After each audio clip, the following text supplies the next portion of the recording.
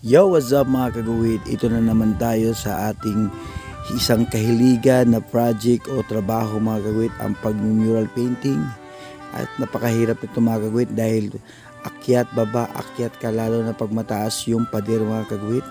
So ayan mga kaguhit, at balikan na naman natin itong mural painting na tulad nito mga kaguhit, no, yung sa DepEd. May bagong logo tayong ginawa dyan mga kaguhit, yung bagong Pilipinas. At ito na mga kaguhit, nagawa tayo ng landscape dahil dito natin ilalagay yung logo ng division sa Bukidnon mga kaguhit at isang Bukidnonzil o Ligon Bukidnon. So ito yung pangalawa nating gawa mga kaguhit na Bukidnonzil. So ayan na mga kaguhit, gumagawa na ako niyan ng mga forest o kakahuyan sa malayo. So naglagay na rin ako mga kaguhit ng dahon sa puno ng kahoy. At ito na mga kaguhit, no, ito yung brush ko at naglagay na naman ako ng white mga kaguhit. Nilagyan ko ng base white yung circle at nagtinap ako mga kaguhit at gumawa na ako una ng orange para sa design ng logo. So nagmata-mata na ako dyan mga kaguhit dahil nakita ko na yung design. So pangalawang beses ko na rin itong ginawang logo ng bagong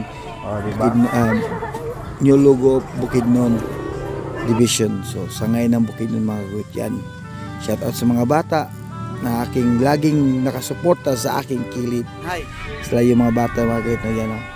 Pag tuwing hapon nandyan sila nagtapok mga kaguhit, dyan sila nagtanaw-tanaw sa ato. So nag-observe sila mga kaguhit paano mag-paint. Gusto na nilang matuto, so nag-share lang tayo dyan kahit kaunti mga kaguhit, no. Ayan, naglittering na rin ako mga kaguhit sa side niya at dito na naman tayo sa Zil. Ayan, so inuna ko dyan mga kaguhit, no, naggawa muna ako ng yelo, nagmix muna ako ng yelo at nagbis muna ako ng yelo bago ko lagyan ng mga kaguhit, yung tulad na parang brown o blending mga kaguhit para hindi ako mahirapan mag-shading. So pagkatapos ng mga kaguhit, no, naglalagay na naman ako ng lupa, so yung soil sa daan mga kaguhit. So nagmikos-mikos na tayo dyan. So nagmix na ako mga kaguhit ng green o kaunti, yan, nagmimix-mix na ako mga kaguhit para mayroon tayong highlight, pang damo. So ganyan mga kaguhit, at yan ang mga paraan na ginagamit ko para makatapos ako sa pagpipaint ng isang ganitong kalaking obra na tulad ng mural painting mga kaguhit. Ayan, nagmikos-mikos na ako sa aking brush na gamit. Itong malaking brush yan mga kaguhit para mas madali at maganda at mga kaguhit, para okay lang sa'yo at hindi ka mapagod masyado. So malaking brush ang gamitin mo. Ayan, nag-stroke na ako mga kaguhit, sagbot-sagbot. So ayan mga kaguhit, at yan pagkatapos yan mga kaguhit, no, naglipad na naman ako sa gilid mga kaguhit, nilagyan ko ng dark. Ayan, nakita nyo, magtuslo ako ng parang mint green. So hinahalo ko yan mga kaguhit, minakos-mikos ko na lang dito sa banda dito mga kaguhit. Ayan, at kinahig ko na yung mga bulaklak mga kaguhit kasi bawal daw yan putulin. So nakita nyo may patay dyan mga kaguhit, hindi pa yan patay. So binisbisan ko yan tagahapon. At saka yan pagkatapos yan mga kaguhit, naglagay na rin ako ng mga design ko na mas madali lang mga kaguhit, yung mga bulaklak na kasanayan ko.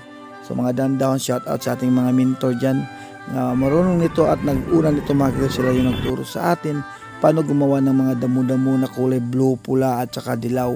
So ayan mga kaguhit, naglagay na rin ako ng background. Ayan na, nag-blue ako dyan mga kaguhit, patong-patong lang yung color natin at nilagyan na natin ng dark mga kaguhit sa ilalim para mas maganda at parang may highlight mga kaguhit. Ayan na, so at lumipad na naman ako sa ibabaw mga kaguhit kasi nakatapos na ako dyan sa baba. So nagawa na rin ako ng logo dito mga kaguhit, ng logo sa Maanyag Maramag. Ito na yung logo nila mga kaguhit, at sabi ni kasi diyan ipalagay, at lumipad na ako sa paubos mga kaguhit dahil tatapos na rin sa ibabaw at naglittering na ako. So ayan mga kaguhit, nagmikos-mikos na lang ako sa gilid sa kahoy, nilagyan ko na lang damo at tignan nyo na yung poles mga kaguhit, hindi ko pa na-enhance yan. So ayan, nagyan ako ng batuan. Yun si Carl, nakita ko yun si Carl kanina. Yun kasi nagpasama ako ni Carl mga kaguhit dahil kailangan tapusin namin ito. Nagpatulong ako dyan sa gilid mga kaguhit kasi may isang extension na art dyan, mga bulaklak at saka pintura lang mga kaguhit, at nagawa kami ng mga tabla-tabla dyan sa poste. So shout out kang Carl. Ayan mga kaguhit, nagmikos-mikos na ako sa sagbot-sagbot at biglang lumabas yan sa gilid si Carl, yun, no? Ayun mga kaguhit, tignan nyo yan, nagkatawahan na sa gilid. At ayan na mga kaguhit, nagperma na ako. Ito yung ating signature para simple lang mga kaguhit, no? Art by Kaguhit.